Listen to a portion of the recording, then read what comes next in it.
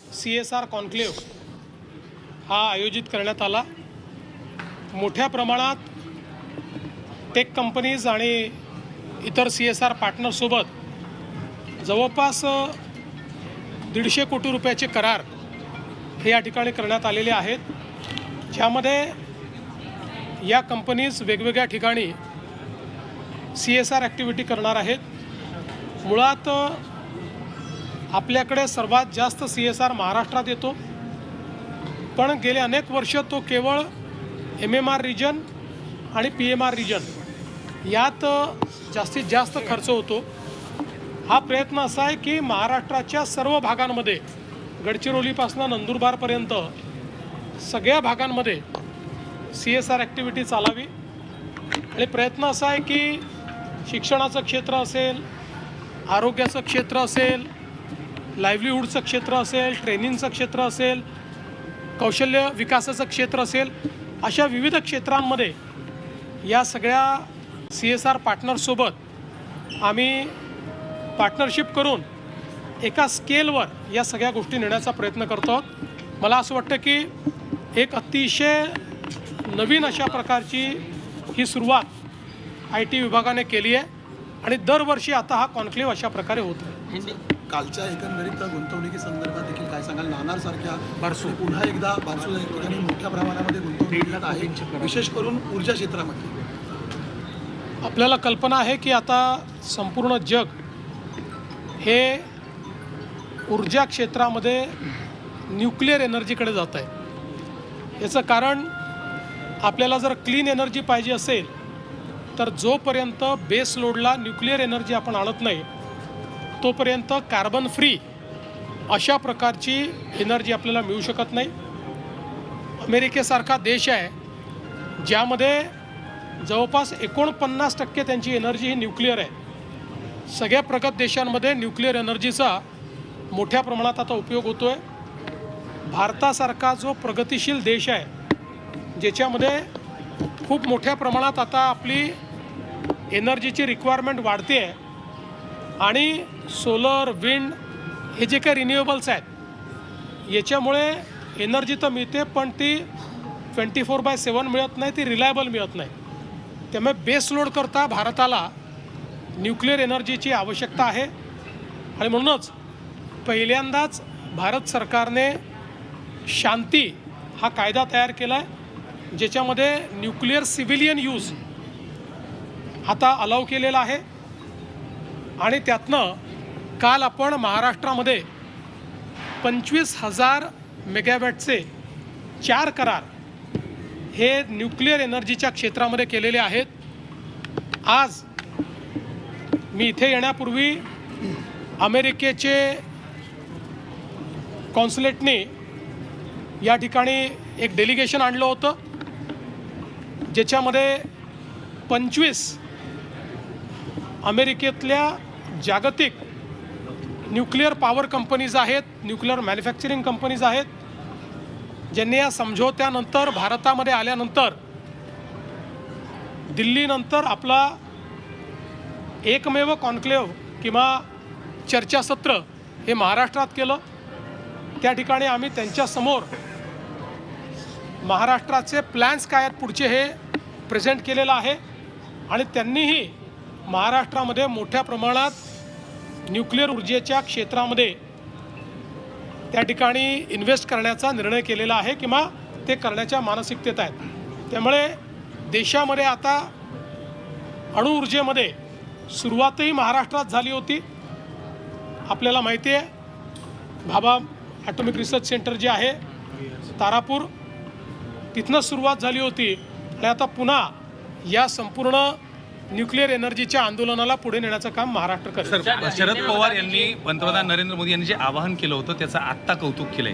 मागच्या आठवड्यात जेव्हा आवाहन झालं होतं त्यावेळेस पवार कुठेतरी टीका करताना दिसले होते, मात्र आता ते कौतुक करतायत, घेतलेल्या गोष्टी खूप महत्त्वाच्या आहेत असं ते बोलत आहेत। मला असं वाटतं की पवार साहेबांनी जे काही सांगितलं ते महत्त्वाचं आहे। ज्यावेळी अनेक लोक माननीय प्रधानमंत्री मोदी परदेशात का गेले आणि मग तिकडे काय होत आहे अशी टीका करत होते, त्यावेळी ज्या प्रकारचे स्ट्रॅटेजिक करार वेगवेगळ्या देशांसोबत आज भारताने या व्हिजिटमध्ये केले आहेत. पुढच्या 10, 15, 20 वर्षाचं आपलं भविष्य आणि भवितव्य हे त्याच्यामुळे सिक्युअर झालेलं आहे. आणि म्हणूनच पवारसाहेबांनी हे सांगितलं की विनाकारण टीका करू नका. प्रधानमंत्री परदेशात जाऊन देशाच्या हिताचं काम करतायत, त्यामुळे त्याच्यावर टीका करणं हे योग्य होणार नाही. सर, राहुल गांधी मात्र पंतप्रधान नरेंद्र मोदी असतील किंवा अमित शहांवरती अपशब्द वापरताना पाहायला मिळतंय.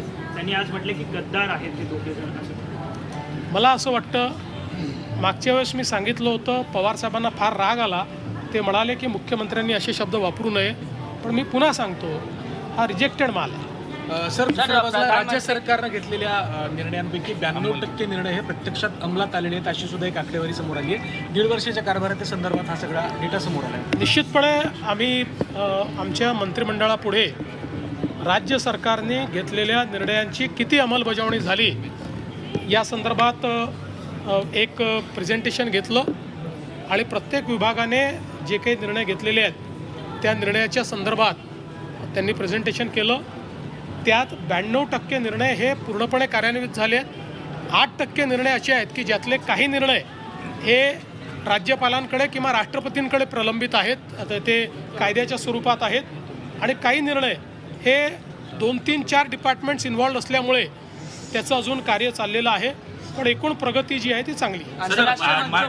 स्थानिक स्वराज्य संस्था एक मिनिट नाही स्थानिक स्वराज्य संस्थांच्या निवडणुकांमध्ये भाजपची सगळीकडे ताकद वाढली आहे. हीच जर ताकद बघितली तर येत्या काळात म्हणजे 16 जागा आहेत, तेवढाच मोठा भाऊचा वाटा तिथं मिळेल. कारण ज्या पद्धतीनं समन्वयाच्या बैठका सुरू झाल्यात, अनेक जण दावा करतायत. सगळे आमचा प्रयत्न असा आहे की तिन्ही पक्षांनी एकत्रित बसून याचा निर्णय आम्ही करावा.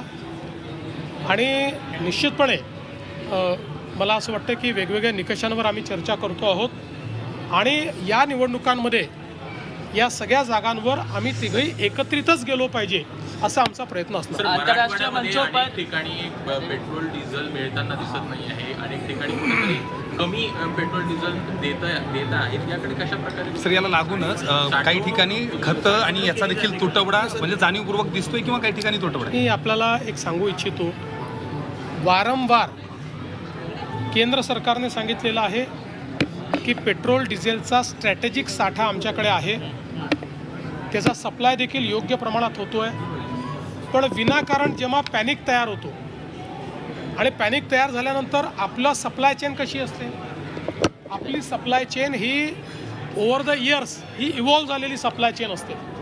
त्यामुळे एखाद्या पेट्रोल पंपावर किंवा एखाद्या एरियात एखाद्या तालुक्यात वर्षानुवर्ष महिन्याला किती पेट्रोल लागतं, दिवसाला किती पेट्रोल लागतं, याच्या आधारावर सप्लाय चेन तयार झाली असते. आणि मग अचानक जेव्हा अफवांवर आधारित लोक जास्त पेट्रोल भरणं सुरू करतात त्यावेळी ती सप्लाय चेन डिस्टर्ब होते. याचा अर्थ साठा कमी असं नाही आहे. तर अशा प्रकारच्या पॅनिकने, उदाहरणादाखल आपल्याला माहिती आहे की एखाद्या बँकेमध्ये जर लोकांनी एकाच दिवशी पैसे काढणं सुरू केलं तर ती बँक पैसे देऊ शकत नाही, कारण त्यांचे पैसे डिप्लॉयड असतात. तशीच परिस्थिती आहे. मी लोकांना विनंती करतो, जागतिक परिस्थिती वाईट असतानाही आपण आपली सप्लाय चेन चांगली ठेवलेली आहे. पण आपण जर पॅनिक बाईंग केलं तर ती सप्लाय चेन नीट राहू शकणार नाही, त्यात डिस्रप्शन्स येतील. त्यामुळे सगळ्यांनी पेट्रोल ऑप्टिमली वापरावं आणि सप्लाय चेन डिस्टर्ब करू नये, अशा पद्धतीनं अफवांवर विश्वास ठेवू नये, अशा पद्धतीनं माझी विनंती. पेट्रोल डीजल को लेकर मौजूदा स्थिति क्या है राज्य में बताएं, क्योंकि लगातार लोग जो है वो पैनिक हो रहे हैं. म्हणणं आहे की सर नागपूरमध्ये पोलिसांना डिझेलच नव्हतं म्हणून एका गुन्ह्यामध्ये शोध घेता आला नाहीये आणि ते बोलतात की आता डबल इंजिन सरकारमधलं तेल संपलंय. असं आहे, कुठेही पोलिसांच्या पेट्रोल डिझेलवर कमतरता नाही. सगळीकडे पेट्रोल डिझेल उपलब्ध आहे.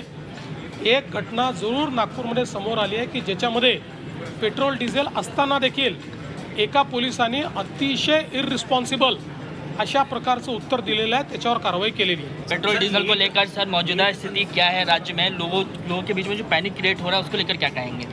देखिए, पेट्रोल डीजल की जो आपूर्ति है जी, जितनी मात्रा में चाहिए उतनी मात्रा में वो आपूर्ति महाराष्ट्र को उपलब्ध हो रही है. केवल अफवाहों के कारण जो पैनिक तैयार होता है उससे सप्लाई चेन डिसरप्ट होती है, क्योंकि वर्षों के अनुभव से सप्लाई चेन तैयार होती है.